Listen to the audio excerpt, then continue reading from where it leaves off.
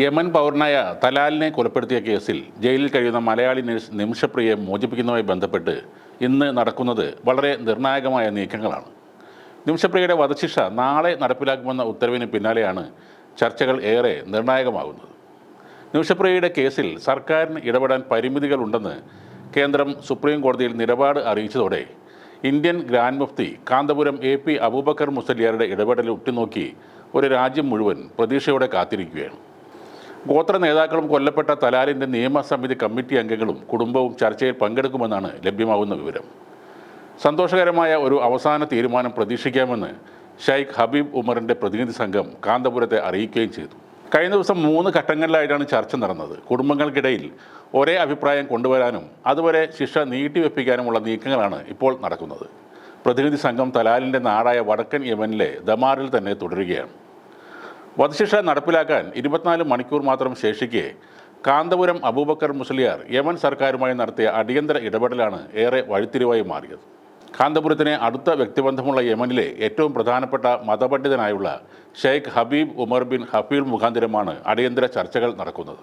നിമിഷപ്രിയ കേസിൽ എല്ലാ പ്രതീക്ഷകളും അവസാനിച്ചു, വധശിക്ഷ നടപ്പിലാകും എന്ന് കരുതിയ സമയത്ത് കാന്തപുരം നടത്തിയ ഇടപെടൽ മലയാളികളെ സംബന്ധിച്ച് ഏറെ പ്രതീക്ഷ നൽകുന്നതാണ്. കാന്തപുരം AP അബൂബക്കർ മുസ്ലിയാരുടെ നേതൃത്വത്തിൽ യമനിൽ നടക്കുന്ന ചർച്ചയിൽ വലിയ പ്രതീക്ഷയുണ്ടെന്ന് സേവ് നിമിഷപ്രിയ ആക്ഷൻ കൗൺസിൽ ഭാരവാഹികളും നേരത്തെ അറിയിച്ചിരുന്നു. ഈ വിഷയത്തിൽ കാന്തപുരം ഉസ്താദിൻ്റെ ഇടപെടൽ വലിയ രീതിയിൽ ഗുണം ചെയ്തുവെന്നാണ് കോർ കമ്മിറ്റി അംഗം K സജീവ് കുമാറിൻ്റെ പ്രതികരണം. ഉസ്താദിന് യമനിൽ ഉള്ള ബന്ധങ്ങളാണ് ഏറെ സഹായകരമായത്.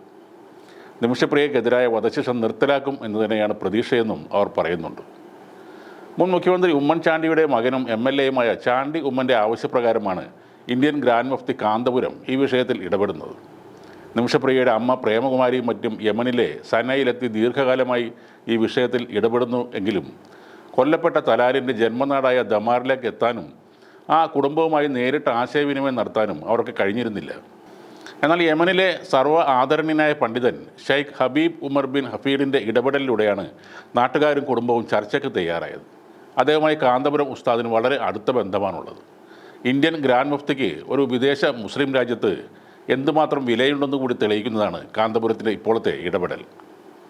നിയമപരമായി ഒരു രാജ്യത്തെ ഗവൺമെൻറ്റിന് ചെയ്യാൻ പറ്റാത്ത പോലൊരു കാര്യം കാന്തപുരം ഉസ്താദ് ചെയ്യുമ്പോൾ, അല്ലെങ്കിൽ അതിനായി ശ്രമിക്കുമ്പോൾ എല്ലാവർക്കും ഒരുപാട് സന്തോഷവും അഭിമാനവുമുണ്ട്.